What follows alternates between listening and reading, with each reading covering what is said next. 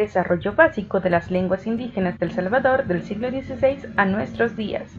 Los náhuatl pipil parten del grupo del que el náhuatl es la lengua considerada como general de México a Nicaragua. Es la que el misionero aprovecha favorable para la cristianización y evangelización de otros pueblos de diferente etnia y lengua. La lengua de los pipiles de El Salvador es el náhuatl pipil o pipil de El Salvador, aunque los abuelos prefieren llamarlo simplemente náhuatl y pertenece al grupo náhuatl de la familia uto-azteca. El Salvador era también hogar de al menos 5 lenguas indígenas más, pero gradualmente cada una de ellas fue desapareciendo a medida que la colonización española y la asimilación de los grupos indígenas avanzaron. Antes de la conquista, los indígenas de El Salvador se desenvolvían y realizaban sus actividades razonando y pensando su cultura y lengua.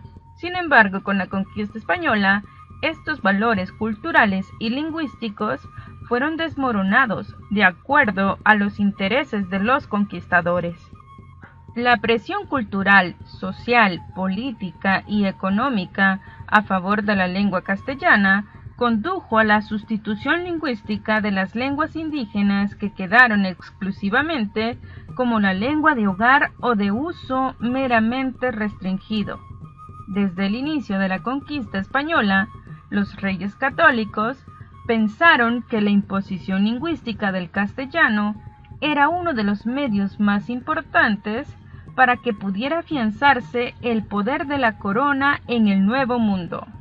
No obstante, las sustituciones que día a día fueron enfrentando conquistadores y colonizadores los obligaron a adoptar políticas muy distintas, con las que comenzaron el proceso de dominación.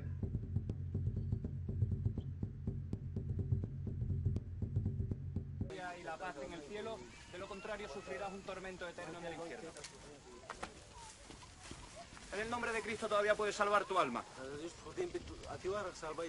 Aprender la diferencia entre el cielo y el infierno. Pedirle perdón al Señor. Yo te bautizaré y obtendrás la gloria y la paz eterna en el cielo. De lo contrario sufrirás un tormento eterno en el infierno. ¿Me ha entendido bien? ¿Quichu cristianos se loman? ¿Van los cristianos al cielo? Los buenos cristianos sí. Cachahuaychis infierno, man. Mándame al infierno.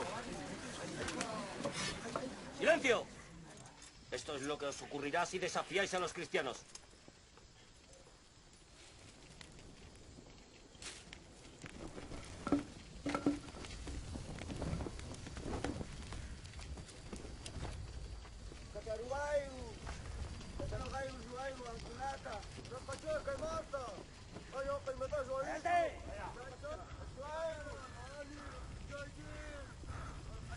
Nico 15, Santa Pistainini, Abulki Certa, Agudos Cardaigi Certa, Technico 15, Santa Pistainini Certa, Agudos Cardaigi Certa, Santa Pistainini Abulki Certa, Agudos. ¿Qué dicen? Os desprecio a vuestro Dios, desprecio vuestra codicia. Agudos Cardaigi Certa,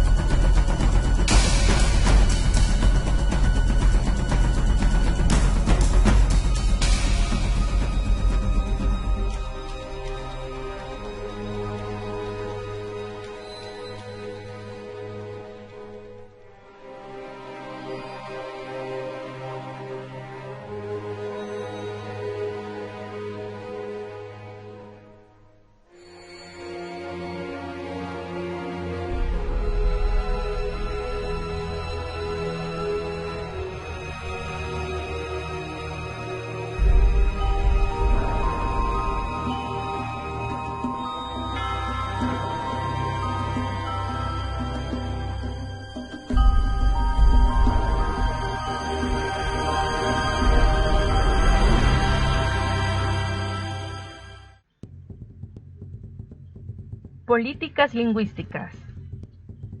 Las políticas lingüísticas que trataron de implementar fueron tan grandes que en algunas circunstancias resultaron radicalmente opuestas, ya que las políticas lingüísticas responden a estrategias, formas y maneras de planificar una lengua. Entre estas oposiciones se encuentran la prohibición de que los indígenas hablaran sus propias lenguas, y luego de que estos debían entender tanto su lengua como el castellano y luego solo el castellano. Políticas lingüísticas en la colonia.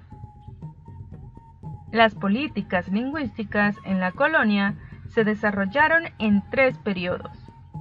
Se inicia con el periodo colonial y el énfasis en el monolingüismo. Luego, la integración de ambas lenguas, náhuatl y castellano, la fase del bilingüismo y por último, el retorno de la política monolingüe definitiva. En esta primera parte veremos una vista panorámica de las políticas lingüísticas. En una nueva entrega explicaremos a detalle cada una de ellas. Política lingüística monolingüe. Hubo variaciones considerables en las políticas del lenguaje.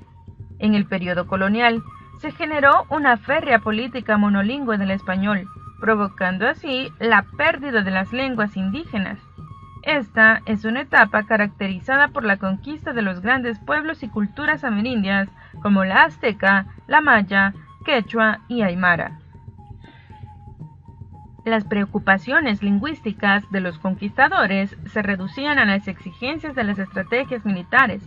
Por ejemplo, aprender la lengua de los naturales, apresar indígenas de cada lengua para enseñarles el español con la idea que después estos sirvan de intérprete.